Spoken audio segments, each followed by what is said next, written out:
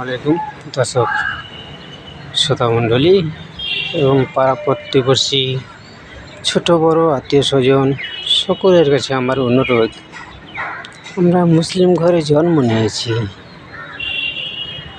আমাদেরকে মুসলিম যে নিয়ম নীতি কালচার আছে সেগুলো আমাদের মেনে চলতেই হবে। দেখুন, আজকাল আমরা অনেক নেটের মাধ্যমে হোক, খবরের মাধ্যমে হোক, যেভাবে হোক আমরা অনেক জানতে পারি যে বিদেশে অনেক অন্য জাতিরা আমাদের মুসলিম ধর্মকে গ্রহণ করছে, আলহামদুলিল্লাহ। তাই আমাদের মুসলিম ধর্মের ভেতরে কত কী যে আছে, কত শান্তি আছে, কত মহব্বত আছে, এর মধ্যে কত রকমের ইবাদতের দ্বারাই কত রকমের সহযোগিতা আছে আমাদের শরীরের পক্ষে এবং বেঁচে থাকার জন্য এবং আখিরাতের জন্য। তাই আমরা কি হতভাগা যে আমরা আমাদের নিজের ধর্মটাকে আমরা সঠিকভাবে চিনতে পারলাম না, বুঝতে পারলাম না, নিরক্ষর হয়ে থেকে গেলাম।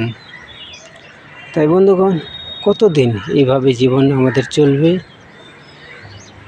কত মানুষ, অন্য ধর্মের মানুষ ঝেঁপিয়ে আমাদের এই ধর্মকে পছন্দ করে, ভালোবেসে, মেনে নিয়ে তারা অন্য ধর্মকে ত্যাগ করে এই ধর্মে চলে আসছে এবং তারা এই ধর্মকে এত সুন্দর কঠোরভাবে পালন করছে, যেটা আমরা আমাদের ধর্মের মানুষ আমরা করতে পারছি না। তাই বন্ধুগণ, আমাদের এগুলো করা জরুরি, এগুলো আমাদের করতেই হবে।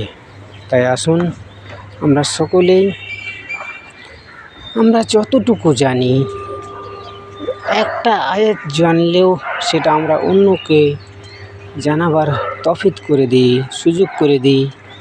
কেন? আল্লাহ সুবহানাহু ওয়া তাআলার এটা অর্ডার, নবী রসুলের এটা অর্ডার, যেটা তুমি জানবে সেটা অন্যজনকে জানিয়ে দেওয়া। তাই আমরা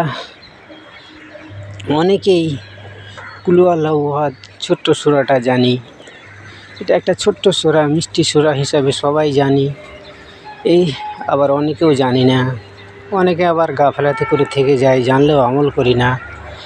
এই সূরাটা যদি আমরা